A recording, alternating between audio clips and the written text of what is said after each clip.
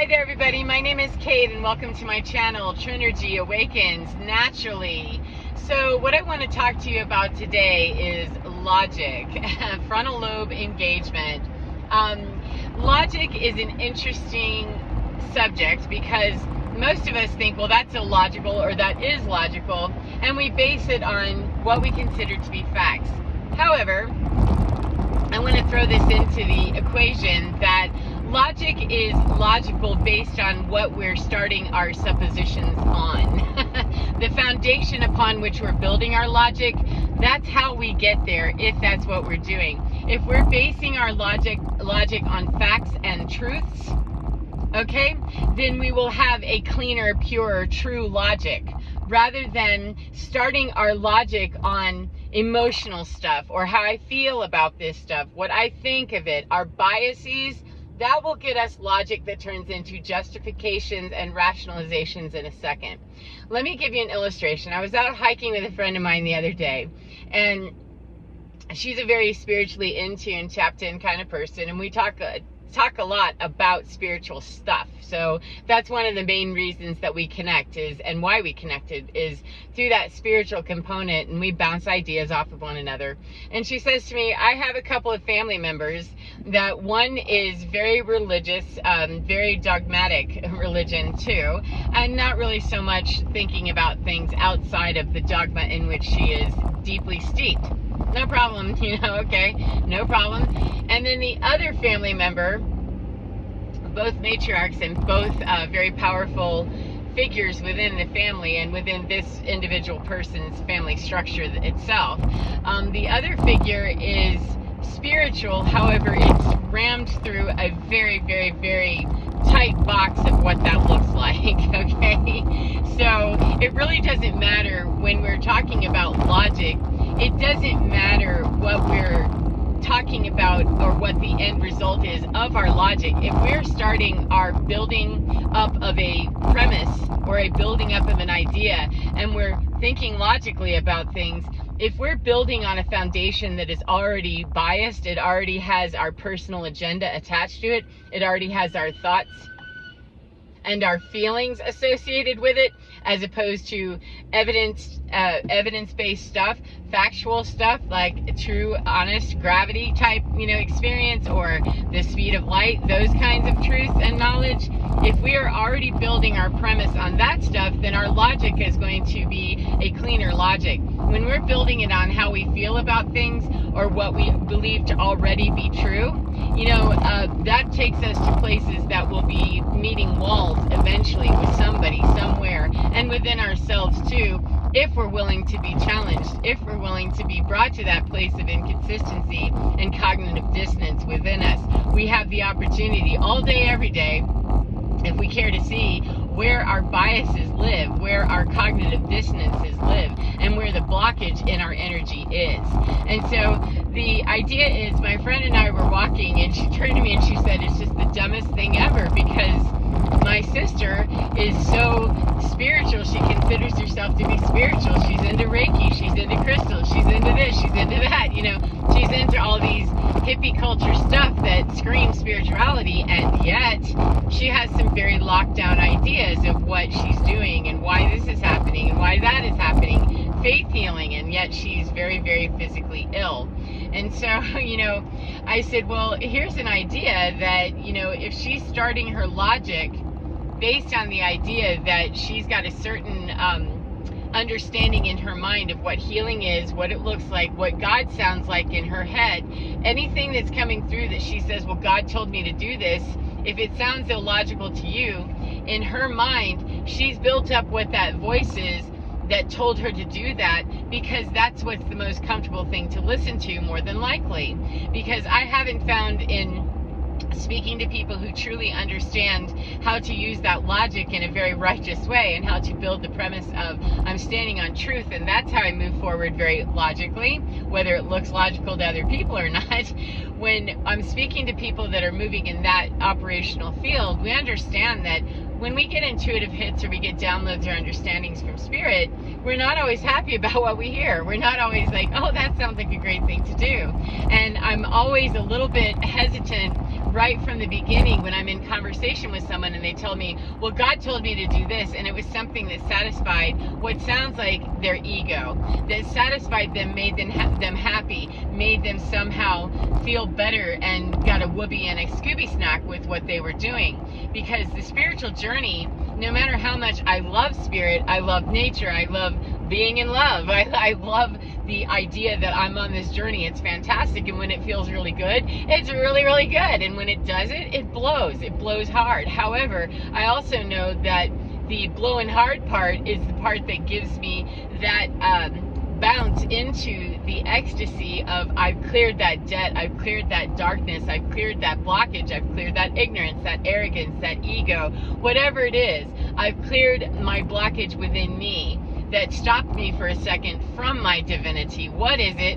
Where do I go to find it? And how can I wrap that out immediately? And that's the premise on which I stand. It doesn't always take me to places that feel warm and cozy. As a matter of fact, sometimes, depending on what I'm clearing and what I've done and what I have to atone for, if you will, or work to balance in that karmic balancing, however you look at it, or be forgiven for, to forgive myself for, to right my wrongs. I get very much taken to my knees sometimes with, well, that was a poor decision. And it's not that, you know, spirit or God, the universe, my team, however you bag all that up and catalog it, it's not that that energy source is throwing shade on me or is looking down upon me or anything like that.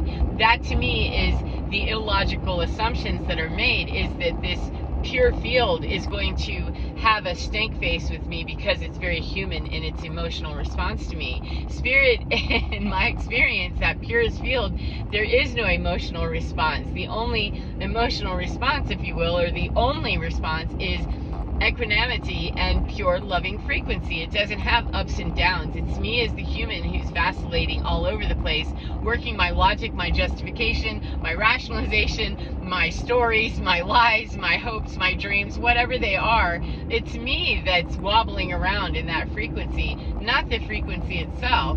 That's like me saying that I need to have a justification for why I fell down. Well, if I fell down, I can say that the law says it was gravity. That's why I fell down, and that's where I build my logic is, oh, I'm already understanding. I live in a on an earth plane where gravity states how I stand up, how I sit down, how I fall, how I don't fly, you know, unaided, etc., etc. That's the premise on which I'm building my understanding, is built on a fixed law. It's not built on what I think of gravity, how I feel about falling down, or the many times that I got burned by falling down or being thrown out of a building. It's not based on any of that. So there's nothing illogical in that. The logic of understanding I'm working what the law is here, that's where I like to build my premises about how I'm going to go forward in making decisions, and explaining to myself how we're going to do that, and allowing spirit to explain to me that, well, Kate, if you don't like, you know, slap into the ground hard, stop jumping out of buildings with the assumptions that, you know, your logic took you there. I should be able to do this if I just flap really hard and pray and affirm and all this other stuff. So far, no, you haven't seen that to work out. So let's find a more logical approach.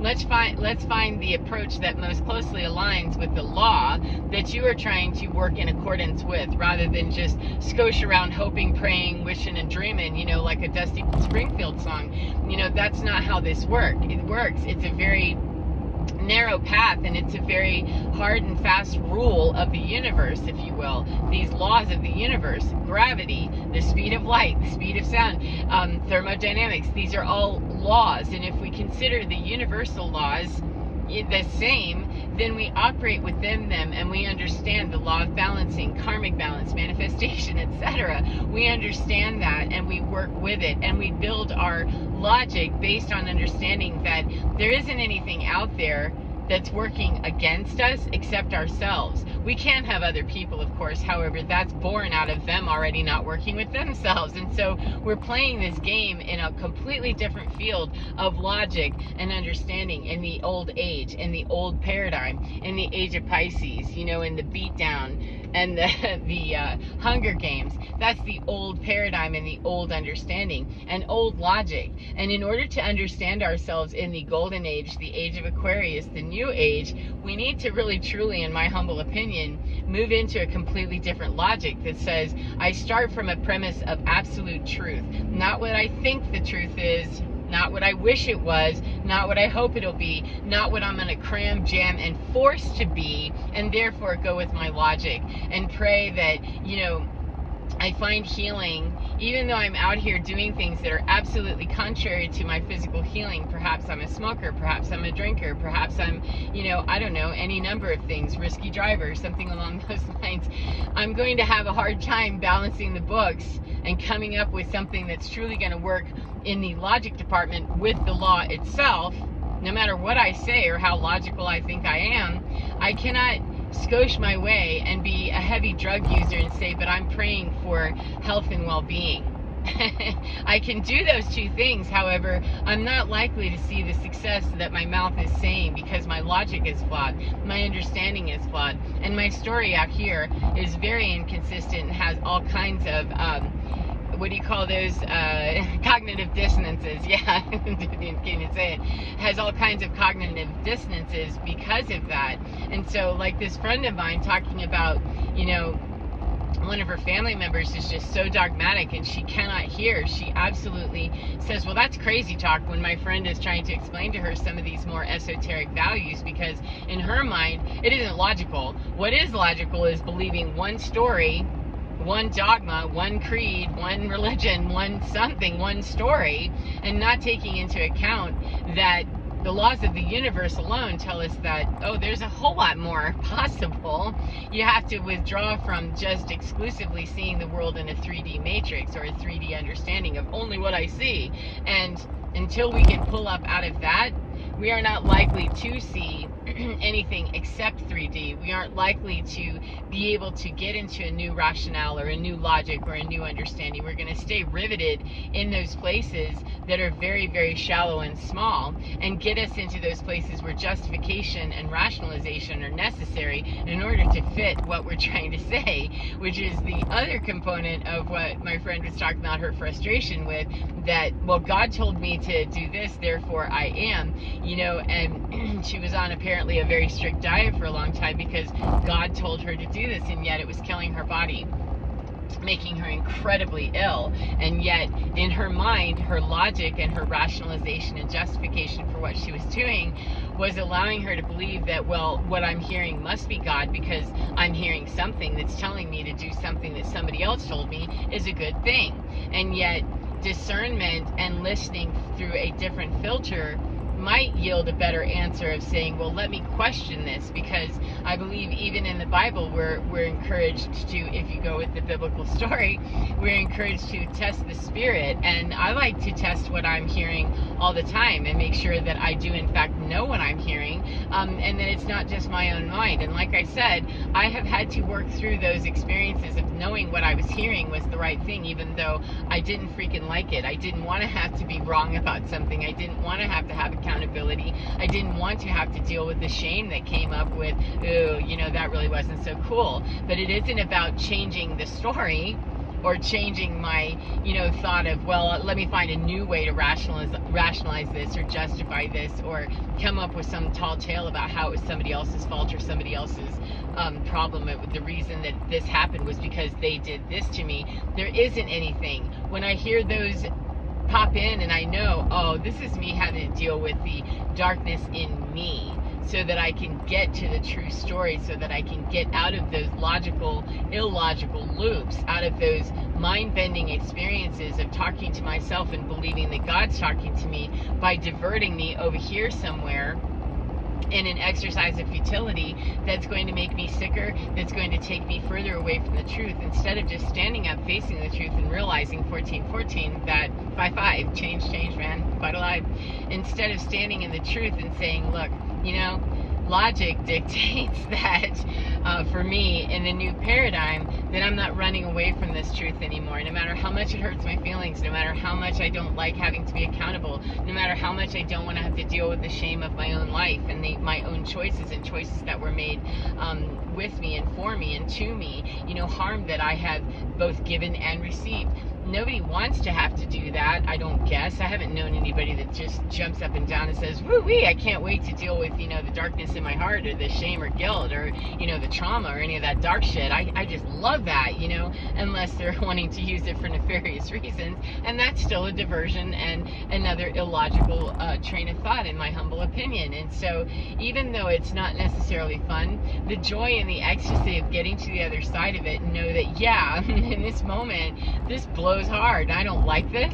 I don't like this experience. I don't like feeling that, you know, that yuck. And yet I know what I'm hearing. If it's constantly telling me what a dirtbag I am, that isn't it. My guides are not assholes and they're not mean. My guides are very clean, and that's how I know, is that if it's bringing up shame in me, if I'm hearing, you dirty dog, you're terrible, that's not my guides. That's my ego. That's my mind programming from a horrible childhood or whatever. I mean, it's any number of things. That's what that is, because my guides come in clean.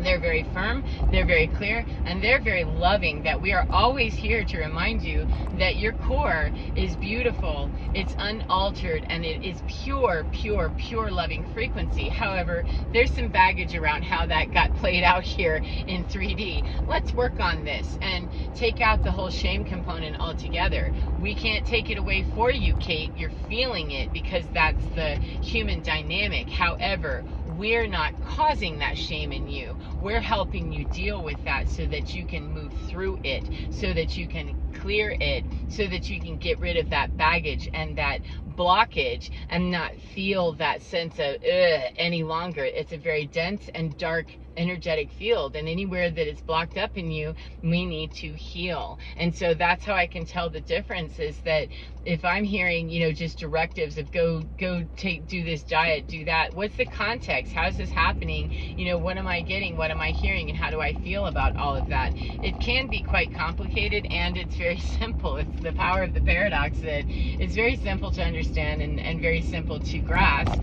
However, it may not necessarily be the simplest task to enact, but it doesn't get any better with me standing at the very foundational basis with some bullshit that I'm telling myself, because it's easier to just rationalize, you know, why I shouldn't have to do something, why I shouldn't have to clean up my mess, why I shouldn't have to 171788, thank you, why I shouldn't have to do something. I can come up with a million stories about the shoulds and the entitlement that comes with believing that, well, blah, blah, blah, blah, blah. And it's fallacy. It takes us down roads where we don't heal as quickly. We don't honor our own processes quickly, and we end up being distracted and diverted. And we're allowed to do that. This is a free will experience. We are allowed to go on as many diversions as we'd like to. However, those are painful. The diversions for me have been extremely painful, and I haven't known anybody that just told me they love their life of trauma, or they love their life of being victimized, or they love their life of even being a victimizer. If you could ever get somebody on the other side of that one. I haven't heard anybody tell me that so far. I have had people tell me, though, and I believe it and feel it myself and experience myself, that when I'm willing to stand up to that stuff and get real honest and stop using logic in a very illogical way, get into the new paradigm to play, you know, get into the new age of understanding how this is working, and we're starting from a different premise, it makes it much easier, and those diversions and those distractions no longer happen the same way. We work in a more free and floating ideology, even if we're in a very, you know, strict structure of some kind with our lives, that we get up 9 to 5 and do this job or something like that, our schedule, that our mind is very open to the experience. Our mind and our energy is very open to moving through those blockages as they come up, no matter what our daily life, you know, looks like. We have the mind and the ability to move our energy in a very free-flowing way, and it doesn't happen with starting in that illogical place of believing that, you know, well, gravity hurt me, or gravity did this, or, you know, the speed of light shouldn't be like that because I need it to be this way to support what I really want to be doing. So anyway, on my way to visit the horses, I hope you guys have a beautiful day no matter what part of the day you're in, and remember to get within your skin because you're divine. It's totally fine and it is steady, rock solid, and does make sense all the time, even when we don't always like what we hear. There's always, gravity is the same principle no matter whether we're working with it or we're working against it. So take care of yourself, as I said, enjoy your day, and get within your skin, because you're divine, totally, totally, totally beautiful, and totally fine. Take care of your beautiful selves, and I will see you again next time. Mwah! Goodbye, friends.